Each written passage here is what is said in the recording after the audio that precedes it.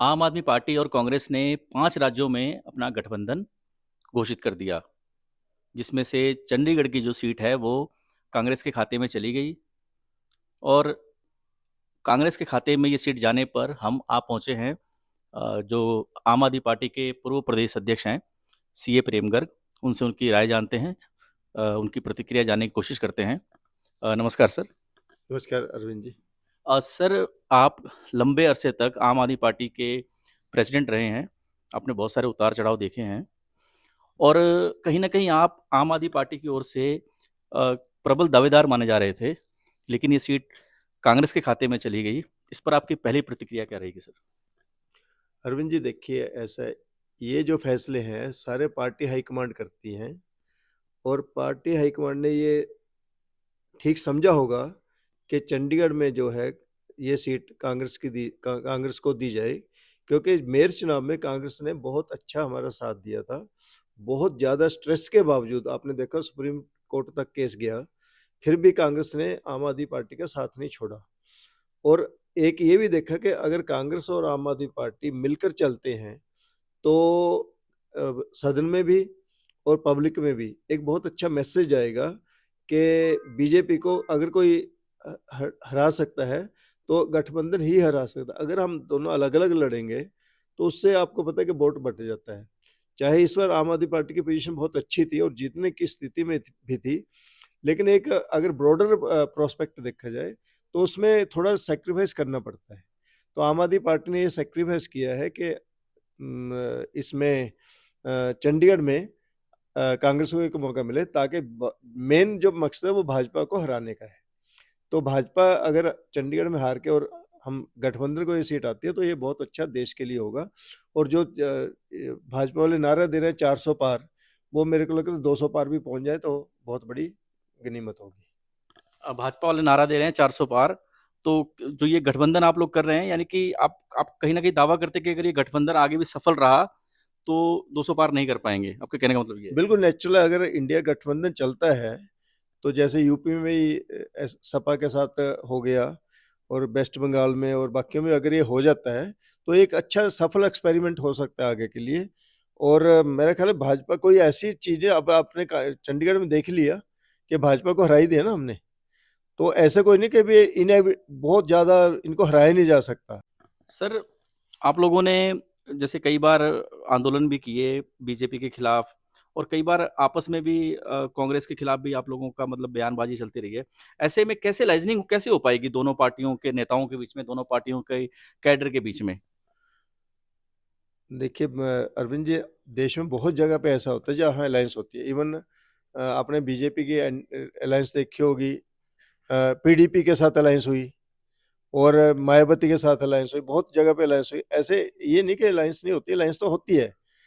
NDA भी mega 28 या 30 पार्टियों का गठबंधन है और अब इंडिया जो गठबंधन है इसमें भी कई पार्टियां आ रही है। तो जब आपका एक ऑब्जेक्टिव कॉमन हो ना तो उस ऑब्जेक्टिव में लड़े। अब हम कोई आम आदमी पार्टी है नहीं कि कांग्रेस के लिए लड़ रही है।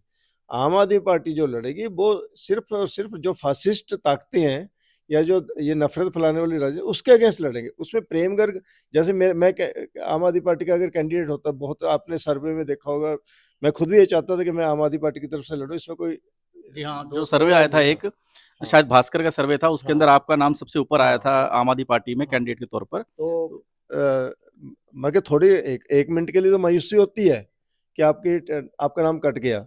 लेकिन जब प्रेम गर्ग जो है बहुत कोई बहुत बड़ी चीज नहीं है। जब देश के हम देखते हैं तो एक बहुत छोटी सी मगर छोटे से उसमें आ जाता है। तो उसमें क्या है कि जब हम देश के परिप्रेक्ष्य में देखेंगे तो ये कांग्रेस को सपोर्ट करना या ना करना बहुत छोटी सी बात होती है। हम जब झंडा उठाएंगे तो हम देश के लिए झंडा उठाएंगे, ना कि प्रेम गर्ग के लिए, आम आदमी पार्टी के लिए या कांग्रेस के लिए। हमारे एक ही अब मकसद है कि जो ये मोदी या भाजपा रूपी जो ये इतना बड़ा हाइप क्रिएट की जा रही है उसको थोड़ा सा डिफ्लेट किया जाए। जी, अभी हमने 2 दिन पहले देखा कि जो सांसद हैं शहर की, किरण खेर, उनका बयान आया कि वो उनका एक आखिरी ऑफिशियल दौरा है। तो इसको कैसे देखते हैं, इस बयान को आप? नहीं, वो तो सबको पता है कि इस बार किरण खेर को तो अगर आ गई तो हम तो चाहते हैं कि किरण खेर को टिकट मिले, क्योंकि उसको बहुत भारी जो वोटों से हराया जाएगा इस बार। तो मैं तो ये चाहूंगा कि उनको टिकट मिले और वो उनको पता लग जाए कि उन्होंने 10 साल में क्या काम किया है। आप चाहते हैं कि उन्हें टिकट मिले? हाँ बिल्कुल, हम चाहते हैं ताकि एक बार उनको ये पता लगे कि अभी 10% वोट मिलता है उनको या 12% वोट मिलता है, सारी चंडीगढ़ को पता लग जाएगा। जी। अच्छा सर, कांग्रेस में आपकी बात हुई है किसी से, या फिर सीनियर लीडरशिप की, कि कांग्रेस की तरफ से कौन कैंडिडेट होने वाले हैं, या ये उन्हीं पे छोड़ दिया गया है नहीं कांग्रेस देखिए, ये तो बेसिकली कि कांग्रेस का अपना इंटरनल मैटर है, इस पे हमारा कमेंट करना बिल्कुल नहीं बनता। तो चाहे पवन बंसल जी आए या चाहे कोई और है, हम जो भी आएगा उनका स्वागत करेंगे। जो भी आएगा उनका स्वागत करेंगे।